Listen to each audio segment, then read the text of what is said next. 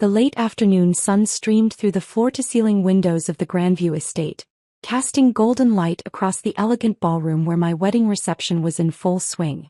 Crystal chandeliers reflected off polished marble floors as 200 guests danced, laughed, and celebrated what should have been the happiest day of my life.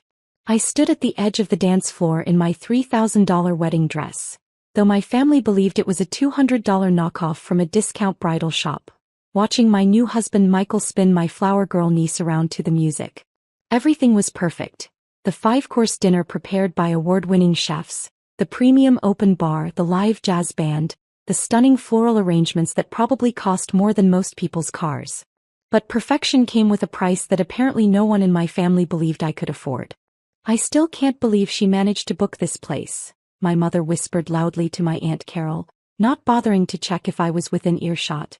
"The Grandview estate costs $50,000 just for the venue rental, not counting food, drinks, flowers, or entertainment." Aunt Carol glanced around the opulent ballroom with obvious appreciation. "It must be Michael's family paying for all this. Thank God that girl finally found someone with money." I pretended to be fascinated by my bouquet as I listened to them dissect my financial situation for the entertainment of our relatives. "Poor thing has been struggling for years with that little photography business," Mom continued, "taking pictures of babies and high school seniors for $200 a session. I keep telling her to get a real job, but she insists on pursuing this artistic dream." My cousin Janet joined the conversation, wine glass in hand. "Well, at least she found a husband who can support her properly. Michael's construction company must be doing well if they can afford a wedding like this." I felt my cheeks burn with embarrassment and frustration. Here I was on my wedding day, listening to my own family speculate about my finances and dismiss my career as if I weren't standing right there. The truth was, Michael and I had split the wedding costs evenly, despite my offering to pay for the entire event. He'd insisted on contributing equally because he said it was important to him to feel like a partner rather than someone being supported by his wife's money. It was one of the many reasons I loved him. He saw me as an equal, not a charity case. "I just hope she's not going into debt for this," Mom said with a sigh. "You know how young people are these days. No sense of financial responsibility." That comment stung particularly deeply since I'd been financially supporting my parents for the last 3 years without them knowing it. The mysterious insurance settlement that had paid off their mortgage? That was me. The sweepstakes winnings that had covered Dad's medical bills? Also me. The church scholarship that had sent my younger brother to college? Me again. Michael appeared at my side, looking handsome in his perfectly tailored tuxedo. "Hey beautiful. Why do you look upset? This is supposed to be the best day of our lives." I forced a smile. "Just listening to family commentary about our financial situation." He followed my gaze to where Mom was still holding court with her theories about who was paying for what. "Your mom is doing the thing again, isn't she?" he asked quietly. The thing was what we called my family's tendency to discuss my supposed poverty as if I were either not present or not capable of hearing them. "It's fine," I said. "I'm used to it." "Well, I'm not," Michael said, his jaw tightening. "It's our wedding day, Sophia. You shouldn't have to listen to people talking about you like you're some kind of charity case." Before I could stop him, Michael was walking toward my mother's group. I hurried after him, hoping to prevent what was about to become a very awkward confrontation. "Excuse me, Mrs. Martinez," Michael said with exaggerated politeness. "I couldn't help but overhear your conversation about the wedding expenses." Mom looked flustered at being directly confronted. "Oh, Michael. We were just admiring how beautiful everything is. You and your family have really outdone yourselves." "Actually, Mrs. Martinez, I think there's been a misunderstanding. Sophia and I split all the wedding costs 50-50. She insisted on paying for exactly half of everything, including this venue." The group went quiet. Mom's face cycled through confusion, disbelief, and something that might have been panic. "But how could she afford?" Mom started, then caught herself. "How could she afford her half of a $150,000 wedding?" Michael's voice was getting louder, drawing attention from nearby guests. "Maybe because she runs a successful business that generates over $2 million in annual revenue." I grabbed his arm. "Michael, please. No, Sophia. I'm tired of watching your family treat you like you're broke when you're probably the most successful person in this room." Aunt Carol's wine glass nearly slipped from her hand. $2 million? That's when I saw Richard Grandview approaching our group with a warm smile. Richard was the owner of Grandview Hospitality Group, which operated luxury venues across the region. He was a distinguished man in his 60s who treated his properties like works of art and his clients like royalty. "Miss Taylor," he called out, using my maiden name as he'd known me professionally for several years. "I hope you're enjoying your special day." I smiled at him, grateful for the interruption. "Richard, everything has been absolutely perfect. Thank you so much for making this day magical." "It's my pleasure. And I wanted to personally thank you again for the acquisition. Having Taylor Creative Holdings purchase our entire chain has been the best thing that could have happened to our company." The words hung in the air like a bomb that had just been dropped in the middle of our family gathering. Mom's face went completely white. "Acquisition." Richard beamed with pride. "Oh yes. Miss Taylor's company acquired Grandview Hospitality Group 6 months ago. We now have the capital to expand to 12 new locations across the state. It's the most exciting development in our company's history." He turned to me with obvious admiration. "Your vision for combining luxury events with cutting-edge digital marketing has already increased our bookings by 300%. The photography and videography packages you've integrated are revolutionary." My cousin Janet made a sound like she was choking on her wine. "Photography packages?" Mom whispered. "Oh, you must be so proud of your daughter," Richard continued, oblivious to the family drama he'd just ignited. "Taylor Creative Holdings isn't just about photography anymore. The event planning division, the luxury venue chain, the digital marketing agency, she's built quite an empire." He gestured around the ballroom. "And having her wedding at her own venue was such a lovely touch. Though I suppose technically it's free when you own the place." Richard laughed at his own joke while my family stared at me in stunned silence. "Empire," Aunt Carol repeated weakly. "Absolutely. 15 venues across 3 states. A team of 200 photographers and event coordinators, partnerships with luxury hotels and resorts. Forbes called her one of the most innovative entrepreneurs in the wedding industry." Michael was trying not to smile as he watched my family process this information. "I should let you get back to celebrating," Richard said.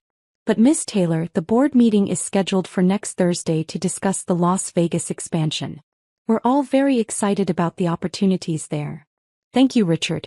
I'll see you Thursday." After he walked away, the silence that followed was deafening. 5 family members stood in a circle, staring at me like I'd just revealed I was an alien from another planet. Mom was the first to speak, her voice barely above a whisper. "Sophia, you own this place?" I nodded. "Among others. Grandview was actually my first major acquisition. I've been expanding the business model to other markets." "But you said you take pictures of babies," Janet said weakly. "I do. That's how I started, doing portrait sessions and wedding photography. But I also noticed that most venues had terrible marketing, outdated websites, and no social media presence. So I started offering those services too." I looked around at my family's shocked faces. Then I realized I could offer complete packages: venue, photography, planning, catering, entertainment. Instead of just taking pictures at weddings, I could create entire wedding experiences. Michael stepped closer to me, his hand finding mine. "When venues started struggling during the pandemic, I had the capital to acquire them at reasonable prices. Now we offer luxury wedding and event services from initial planning through final photography delivery." "How many venues?" Mom asked, her voice hollow. 15 currently. We're opening 3 more next year, plus we're launching a destination wedding division in partnership with resorts in Hawaii and the Caribbean." Aunt Carol sat down heavily in the nearest chair. "You own 15 wedding venues?"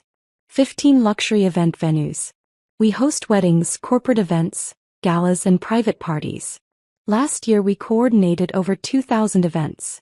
The number seemed to hit them like a physical blow. "Sophia," Mom said slowly, "if you have all this money, all this success, why do you live in that little apartment? Why do you drive that old Honda? Why do you dress like—" She gestured at my general appearance, then seemed to realize she was critiquing my fashion choices at my own wedding. "I live modestly because I prefer to reinvest profits back into the business rather than spend money on things that don't matter to me," I explained. "The apartment is convenient and comfortable. The car is reliable and efficient. I save my money for experiences and investments, not status symbols. Michael squeezed my hand. She could afford any car she wants. She chooses to drive the Honda because it's practical and environmentally friendly. But why didn't you tell us? Mom asked, tears starting to form in her eyes. Why let us think you were struggling? This was the question I'd been dreading. Because every time I tried to talk about expanding my business, you told me to be realistic and get a steady job with benefits. When I mentioned buying equipment or hiring employees, you said I was being irresponsible with money I didn't have. I took a deep breath. When I tried to explain my business plan for acquiring venues, you said I was living in a fantasy world. So I stopped trying to share my successes with the family. But we thought you needed help, Mom protested. We've been worried about you for years. I know. And I appreciate that you care. But your worry was based on assumptions, not facts. You assumed I was failing because my business model didn't look like traditional employment. A server appeared with a tray of champagne and I gratefully accepted a glass. The conversation was emotionally draining, even though it was long overdue. Mom, do you remember 3 years ago when you and Dad were about to lose the house because of his medical bills? She nodded reluctantly. And then you got that call from the insurance company saying there had been an error in processing, and they were covering everything retroactively? Yes, it was a miracle. We never understood why. It wasn't the insurance company. I paid those bills directly and had my lawyer structure it to look like an insurance settlement so you wouldn't feel obligated to pay me back. Mom's hand flew to her mouth. And the church scholarship that sent David to college? That was the Taylor Creative Holdings Educational Foundation, which I established specifically to help family members pursue their dreams without having to ask for help directly. My brother David, who had been standing nearby and apparently listening to everything, stepped forward with wide eyes. Sophia, you paid for my college? I established a scholarship program. You earned it through your grades and your essay about wanting to become a teacher. The foundation just made it possible. How much? Mom whispered. How much money have you spent helping us? I looked at Michael, who nodded encouragingly. Including the mortgage payoff, medical bills, college tuition, and various other assistance over the years? Approximately $400,000. The number hit the group like a physical blow. Several people had to sit down. But you never said anything, David said, his voice shaking. You let us think it was scholarships and insurance settlements and lucky breaks. Because I wanted you to feel proud of your accomplishments, not indebted to me. You earned that college degree, David. The scholarship just removed financial barriers. I turned to Mom. And you and Dad worked hard your entire lives and didn't deserve to lose your home because of medical costs you couldn't control. I had the ability to help, so I did. But why keep it secret? Aunt Carol asked. Because I know this family. If you'd known the help was coming from me, it would have changed our relationships. You would have either felt obligated to pay me back, which would have been financially impossible, or you would have started expecting assistance instead of appreciating gifts. Michael stepped forward. What Sophia is too modest to tell you is that she's been quietly supporting half the people in this room. The Taylor Creative Holdings Foundation has provided over $2 million in scholarships, medical assistance, and emergency funds to family members and employees over the last 5 years. $2 million? Janet repeated faintly.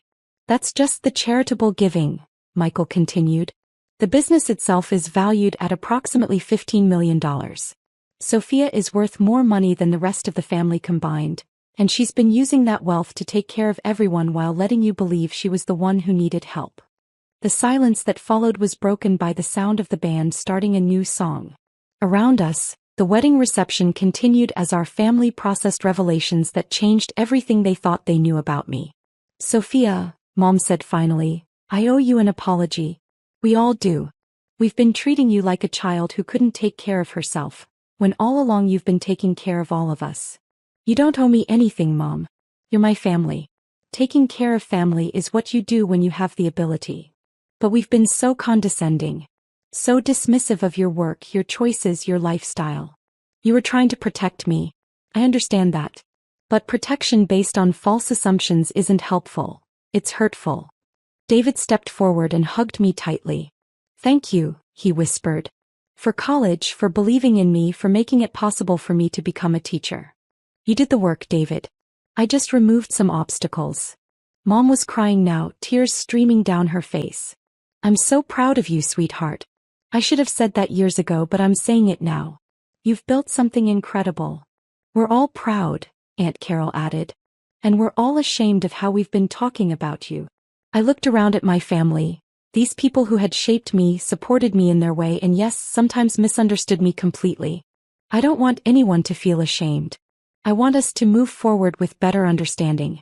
And I want you to know that despite everything, despite the frustration and hurt feelings, I love this family and I always will. Michael wrapped his arm around my waist. And now they know that when you said you wanted to pay for half the wedding, you weren't being stubborn or proud. You were being generous by not paying for the whole thing. That actually made Mom laugh through her tears. Speaking of the wedding, I said, there's one more thing you should probably know. I gestured toward the band which had just finished their set. See the musicians? That's the Taylor Creative Holdings house band. They perform at all our venues. And the photographer getting candid shots over there? She's my business partner and co-founder of the company. Even the band? Janet asked weakly. We employ about 200 people across all our properties. Photographers, planners, musicians, caterers, florists, venue coordinators. It's a comprehensive operation. The DJ took the microphone to announce the father-daughter dance, and Dad appeared at my side looking slightly overwhelmed by everything he'd apparently overheard. Sweetheart, he said quietly, your mother told me what we just learned. I don't have words for how proud I am, or how sorry I am that we didn't understand. Dad, let's just focus on celebrating tonight. We can talk about everything else later. As he led me onto the dance floor, I could see my family members scattered around the ballroom, some sitting in stunned silence, others animatedly discussing what they'd just learned. The revelation had completely changed the dynamic of the evening, but not in a bad way. You know what the best part of this is? Dad said as we swayed to the music. What's that? Watching you and Michael start your marriage with complete honesty. No secrets about money, no pretending to be something you're not. That's a good foundation. It is, I agreed. Though I'm not sure the family needed to learn everything quite so dramatically. Dad chuckled. Sometimes the truth needs a dramatic entrance to be properly heard. As the song ended and Michael cut in for the next dance, I realized that Dad was right. 4 years, I'd been allowing my family to believe a version of me that wasn't real. Tonight they finally met the actual me, successful, generous, independent, and capable of taking care of not just myself but all of them. No regrets. Michael asked as he spun me around. None. It feels good to finally be seen for who I really am. Even if it means your mom is going to spend the next 5 years apologizing for underestimating you? I laughed. Especially then. As the evening continued, I noticed a subtle but significant change in how my family interacted with me. The condescending advice stopped. The worried glances disappeared. Instead, I found myself in conversations about business, investments, and future plans. For the first time in years, they were asking for my opinion rather than offering unsolicited guidance. It was exactly the wedding gift I hadn't known I wanted. The gift of being seen, understood, and respected by the people who mattered most to me. Later that night, as Michael and I prepared to leave for our honeymoon, Mom pulled me aside one final time. Sophia, I need you to know something. I'm not just proud of your success or your money. I'm proud of your kindness, your generosity, and the way you've taken care of this family without asking for recognition. Thank you, Mom. That means everything to me. And I promise no more assumptions about your life or your choices. If I want to know something, I'll ask instead of guessing. That sounds perfect. As our car pulled away from the Grandview estate, my venue, my business, my success story, I reflected on how completely the evening had changed. Not just because my family finally understood my financial situation, but because we'd established a new foundation for our relationships based on truth rather than assumptions. Tomorrow, Michael and I would fly to Hawaii for our honeymoon at a resort where Taylor Creative Holdings was launching our destination wedding division. But tonight, I was simply a woman who had married the love of her life in her own venue, surrounded by family who finally saw her for who she really was. It was, without question, the perfect wedding day. Esta dicen que es más, bueno, no sé si es más fácil, pero los profesores son menos hijos de puta, vamos a decirlo así, hablando mal y pronto, o eso creo. Ay, Saúl, se acaba el descanso, a ver esa pregunta. Que por cierto, ya sonaba la alarma. Ay, tengo que... He conseguido ya por fin poner el link definitivo, creo. Voy a cambiarlo antes de que se me olvide. Que antes hemos tenido un problemita con la alarma y no sonaba. Ahí estamos. Le he estado a varios profesores por eso. He estado... El anterior examen eran todas las respuestas C. Tío, ayer en oftalmología igual. Eran un montón C. Ya me estaba empezando a rayar. Digo, no puede ser. Así que en todas las que dudaba, C, C. Encima no restaba. Que tu insulto me hizo borrar la pregunta. Venga, date prisa que empezamos ya, que la gente se enfada conmigo por no empezar. Gracias por...